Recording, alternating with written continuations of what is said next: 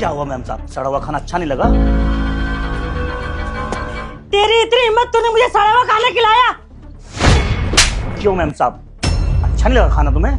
तेरी तो, तुझे छोड़ूंगी नहीं मैं। सोनू, सोनू। क्या हुआ पूनम, क्यों इतना शोर कर रही हो? देखो ना सोनू, इस 2 कौड़ी के नौकर ने मुझे सड़ा हुआ खाना खिलाया और तो इसने मुझे चांटा भी मारा। क्या? इसकी इतनी हिम्मत, इसने तुम पे हाथ छोड़ा? ये तो शुक्र मनाओ साहब कि मैंने मैम साहब को थप्पड़ ही मारा है। अगर मेरी जगह कोई और होता ना तो जान से मार देता इनको। अनुज, तुम्हें आज क्या हो गया है? ये तुम किस तरह की बातें कर रहे हो? आज से पहले तुमने कभी ऐसी बात नहीं करी। देखो साहब, मैं आपकी और मैम साहब की बहुत इज्जत करता हूं, लेकिन जो आज मुझ पे बीत रही है ना साहब, वो मैं ही जानता हूं साहब। अनुज, आज क्या बात हो गई जो तुमने इस पर हाथ उठाया? तुम तो इसे अपनी बहन मानते थे ना? साहब, आज आपसे आपका नौकर बात नहीं कर रहा, एक मजबूर बाप बात कर रहा है। देखो अनुज, मुझे साफ साफ बताओ, तुम कहना क्या चाहते हो?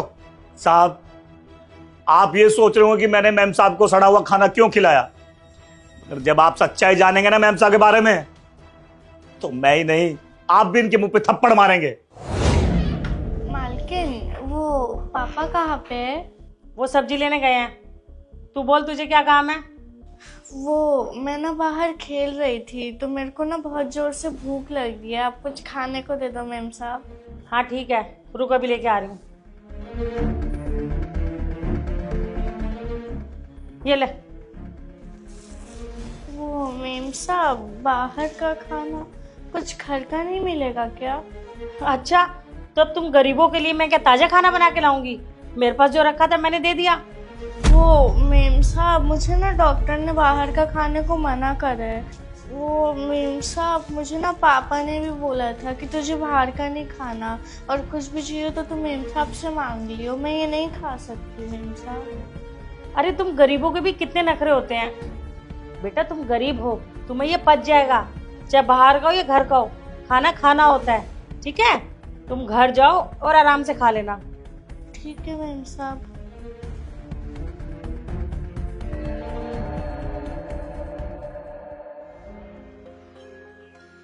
अरे क्या खा रही है वे मिश्री?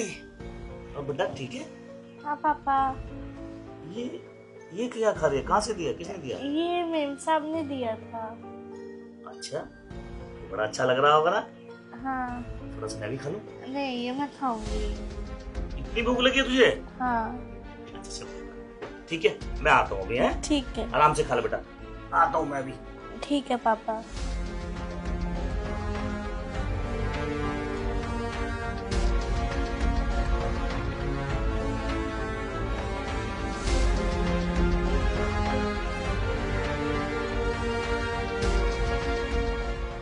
मिश्री, मिश्री, क्या हुआ बेटा?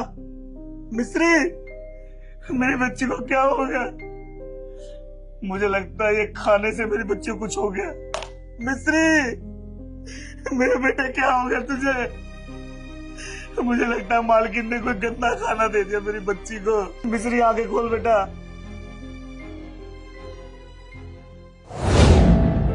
क्या हुआ मैम साहब, आपको सड़ा हुआ खाना अच्छा नहीं लगा?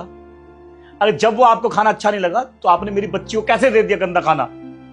जिस खाने को खाकर आज मेरी बच्ची हॉस्पिटल में एडमिट है और वो अपनी आखिरी सांसें गिन रही है। ये तो अच्छा हुआ कि मैं समय पर पहुंच गया और मैंने उसको हॉस्पिटल में एडमिट करा दिया।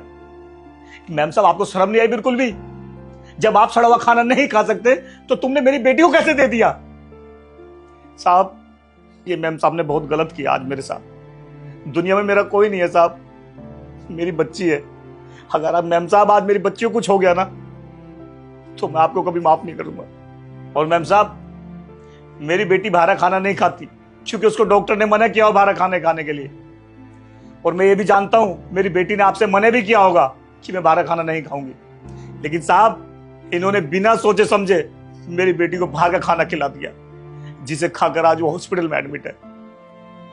मैम साहब, आपने बिल्कुल अच्छा नहीं किया मेरी बच्ची के साथ। साहब, आप जानते हैं 1 हफ्ते से मेरी बच्ची हॉस्पिटल में एडमिट है, उसको इन्फेक्शन बताया उसके पेट में। मैं क्या करूं साहब? आपको पता है इनकी इस नीच हरकत की वजह से मेरी बच्ची की जान भी जा सकती थी। साहब, एक गरीब आदमी के लिए उसका परिवार ही सब कुछ होता है, मगर आज मैम साहब ने मेरा परिवार ही मुझसे छीनना चाहा।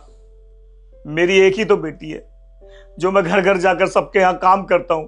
आखिर क्यों करता हूं? सिर्फ अपनी बेटी के लिए। और आज मेरी बेटी बड़ी परेशानी में है, और आज अगर मेरी बेटी ना रही तो साहब मैं जीकर क्या करूंगा? मेरी तो जीने की वजह ही खत्म हो जाएगी साहब। साहब, मैम साहब, मैंने आप दोनों को अपने घर परिवार के जैसे माना, और मैंने ही अपनी बेटी से बोला था कि बेटा तुझे जिस चीज की भी जरूरत हो साहब या मैम साहब से बोल देना, वो तुझे दे देंगे। लेकिन मुझे क्या पता था कि मेरी बेटी को खाने की जगह जहर मिलेगा। तुमने इनकी बेटी को बाहर का वो सड़ा हुआ खाना खिला दिया।